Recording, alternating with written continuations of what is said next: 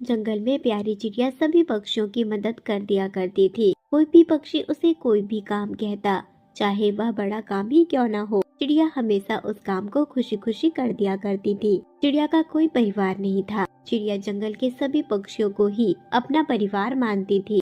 हर रोज चिड़िया जंगल के सभी पक्षियों से मिलने जाया करती थी। जब भी चिड़िया कौवी के घर पर जाती, कौवी और चिड़िया दोनों आपस में बात करती। चिड़िया बहन, तुम्हारे आने के बाद तो मुझे तसल्ली ही मिल जाती है। तुम तो जानती ही हो कि मेरे कमर में और पैरों में कितनी दर्द होती है। मुझसे कोई काम किया ही नहीं जाता। एक तो ये ठंड के मौसम में सुबह सुबह पानी भी नहीं छुआ जाता। तुम जरा बर्तन धो दो, मैं तुम्हारी बहुत शुक्रगुजार रहूंगी। गिनी बहन, तो इसमें इतना सोचने वाली क्या बात है? मैं अभी आपके घर के बर्तन धो देती हूँ, आप चिंता मत करो। अरे नहीं नहीं चिड़िया, तुम भला बर्तन क्यों धोगी? हर रोज तुम मेरे घर के बर्तन धोती हो, तुम्हें भी तो ठंड लगती होगी। सच कहती हूँ, तुमसे काम करवाने का तो जरा भी दिल नहीं करता मेरा, पर इस दर्द के मारे तो मुझसे उठा भी नहीं जाता। पर चिड़िया तुम रहने दो, तुम इस तरह से हर रोज मेरे घर का काम करोगी, मुझे ये पसंद नहीं। अरे कवि बहन, आप ये कैसी बातें कर रही हैं? आप तो मेरी बड़ी बहन जैसी हो। मुझे भला आपके घर के काम करने में कौन सा एतराज होगा? आप बेझिझक कहा करो, मैं सारे काम कर दूंगी। आप यहाँ आराम करो, मैं अभी आपके जूठे बर्तन धो देती हूँ।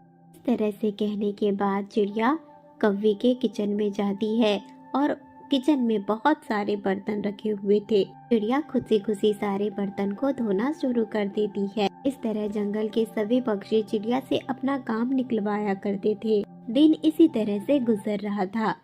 चिड़िया जब भी कबूतरनी के घर पर जाती, कबूतरनी भी उससे खाना बनवाया करती थी। चिड़िया खुशी खुशी खाना बनाया करती थी। सभी उसे बातों में प्यारी प्यारी बातें करते और बातों में फुसला देते, जिससे कि चिड़िया किसी की चालाकी समझ ही नहीं पा रही थी। चिड़िया को ऐसा लगता कि जंगल में सभी पक्षी उसके परिवार है। वो सभी के साथ मिलजुल कर रहना चाहती थी, इसीलिए वो कभी भी किसी भी काम के लिए मना नहीं करती थी। सबके घरों में काम जाकर कर दिया करती थी। दिन इसी तरह से गुजर रहे थे, पर एक दिन चील ने चिड़िया को अपने पंजों में दबा लिया। कबूतरनी, गिन्नी कौवी और उनके पति कौवे भी वहाँ मौजूद थे। चिड़िया उनसे मदद मांग रही थी, पर किसी ने भी आकर चिड़िया की मदद नहीं की, बल्कि वो तो चील को देखकर डर गए और वहाँ से उड़कर अपने घर में जाकर छिप गए। जब चिड़िया ने ये सब देखा तो चिड़िया को बहुत बुरा लगा। चिड़िया रोने लगी। चिड़िया की हिम्मत अब मारी गई थी। चिड़िया बहुत ही आसानी से चील के चंगुल से आजाद हो सकती थी, पर चिड़िया ने कोई पंख नहीं फड़फड़ाए और वो चील के साथ ही, चील उसे जहाँ भी लेकर जा रहा था उसी के साथ ही बिना पंख फड़फड़ाए जाने लगी। चील उसे एक गुफा के अंदर लेकर गया। चील ने चिड़िया को गुफा में लाकर एक पिंजरे में कैद कर दिया। चील चिड़िया के मांस खाने के फिराक में था, पर चील की बेटी को सादा खाना बहुत पसंद था, पर चील सादा खाना बनाना नहीं जानता था। आपने फिर आज से उल जलूल खाना बनाया, ना मिर्च मसाले ढंग से हैं, ना ही कुछ। मुझे ऐसा खाना नहीं खाना। मैं परेशान हो गई हूँ आपसे। काश कि मेरी माँ जिंदा होती तो मुझे ढंग का खाना खाने को नसीब होता। चील अपनी बेटी को उदास देखकर बहुत उदास हो गया। वहीं दूसरी तरफ चिड़िया अपने दोस्तों के बारे में सोच रही थी। चिड़िया इतनी भोली थी कि उसे ये बात समझ ही नहीं आ रही थी कि जंगल के सभी पक्षी उसके दोस्त नहीं, बस उससे अपना काम निकलवा रहे थे। रात के वक्त कब्बू जी, उस चिड़िया को तो चील ने पकड़ लिया। अब वो चिड़िया हमारे घर नहीं आने वाली। हमारे घर के काम कौन करेगा? वो आती थी तो उससे मैं कुछ भी कहकर अपने सारे काम करवा लिया करती थी, पर अब ना जाने क्या होगा। इस ठंड में मुझे बर्तन धोने होंगे, घर का काम करना होगा। अगर इतना ही बुरा लग रहा है तो जाओ, जाकर चील के चंगुल से बचा लाओ चिड़िया को, कर देगी तुम्हारे घर के काम। ना बाबा ना, चील का देखा है तुमने? चील कितना बड़ा है, बहुत खूंखार है वो चील। अगर उसके पास गई तो मुझे भी नहीं छोड़ेगा। ना बाबा ना, मैं नहीं जाऊंगी, मरे तो मरे वो चिड़िया। इस तरह से गिन्नी कौवी और गप्पू कौवा आपस में बातें कर रहे थे। वहीं दूसरी तरफ जब चील और उसकी बेटी सो रही थी, चिड़िया से अचानक ही पिंजरा खुल गया और चिड़िया वहाँ से आजाद हो गई। चिड़िया बहुत खुश होकर अपने घर लौटी। चिड़िया बहुत खुश थी कि वो अगले दिन अपने दोस्तों से मिलने जाएगी और उन्हें अपने आज़ादी की कहानी सुनाएगी। सुबह होते ही जैसे ही वो गिन्नी कौवी के घर के पास पहुंची। गब्बू जी, क्या लगता है आपको उस चील ने चिड़िया को मारकर खा गया होगा ना? क्या तुम बार बार उस चिड़िया की बात कर रही हो? इतनी ही फिक्र हो रही है तो जाओ ना, जाकर बचा लो। नहीं मारा होगा, मार डाला होगा, क्या पूछ रही हो? मुझे क्या मालूम है? चुप करो जी, बस पूछ रही हूँ आपसे।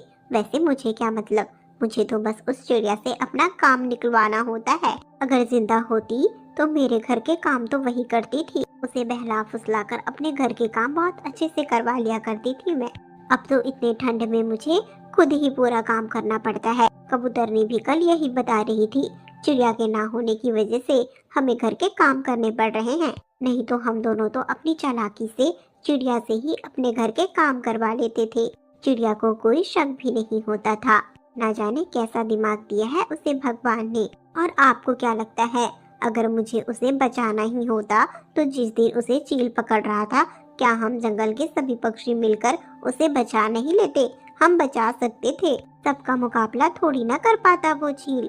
पर मैं तो जख्मी होना नहीं चाहती थी, इसलिए मैं नहीं गई उस चिड़िया को बचाने। गिन्नी कौवी की बातों को चिड़िया घर के बाहर से सुन रही थी। गिन्नी कौवी को चिड़िया की बातें बहुत बुरी लगती है। वो फूट फूट कर रोने लग जाती है। चिड़िया बहुत उदास हुई। चिड़िया को अपनी जिंदगी का कोई मोल मालूम ही नहीं था, पर आज उसे अपने साथियों की असलियत पता चल गई थी। मैं क्यों भाग कर आई? काश मैं उस चील के चंगुल से भागकर ना आई होती तो मुझे मेरे दोस्तों की सच्चाई ना पता चलती। मैंने कभी सोचा भी नहीं था कि मेरे पीठ पीछे मेरे दोस्त मेरे बारे में ऐसा सोचते हैं। मैंने तो उन्हें अपना बहन माना था। मैं अपना परिवार जंगल के पक्षियों को ही समझती थी, पर जंगल के पक्षी तो मुझे सिर्फ एक नौकरानी समझते हैं। इससे अच्छा तो यही होगा कि मैं जाकर उस चील का शिकार बन जाऊं।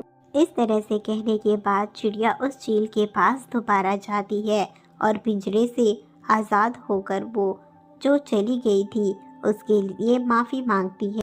पहली बार मैं एक ऐसी चिड़िया को देख रहा हूँ जो खुद शिकार बनने आ गई है। जंगल के पक्षी तुम्हारे भोलेपन का फायदा उठाते थे, पर मैं तुम्हारे साथ ऐसा नहीं करूँगा। मुझे मांस खाने का कोई शौक नहीं, मुझे साधारण भोजन ही खाना है, पर मुझे वो बनाना नहीं आता। मेरी बेटी बहुत परेशान होती है। अगर तुम हमारे लिए सादा भोजन बनाओ तो मैं तुम्हारा बहुत एहसानमंद रहूंगा, और मेरी बेटी भी। चील की बातों को सुनने के बाद चिड़िया खुशी खुशी चील की गुफा में दाल चावल और सब्जी बनाती है। चिड़िया ने खाना बहुत ही स्वादिष्ट बनाया था। चिड़िया, चील की बेटी और चील तीनों मिलकर साथ में ही खाना खाते हैं। उस दिन के बाद से चिड़िया चीलों के साथ उस गुफा में ही रहने लगी। हर रोज उनके लिए खाना बनाती और उनके साथ घुल मिल कर रहती।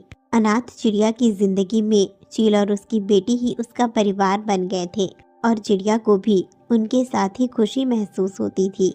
प्यारे दोस्तों, तो कैसी लगी आपको आज की कहानी? अगर वीडियो पसंद आई हो तो चैनल को सब्सक्राइब, वीडियो को लाइक और एक प्यारा सा कमेंट जरूर करें। आपका धन्यवाद।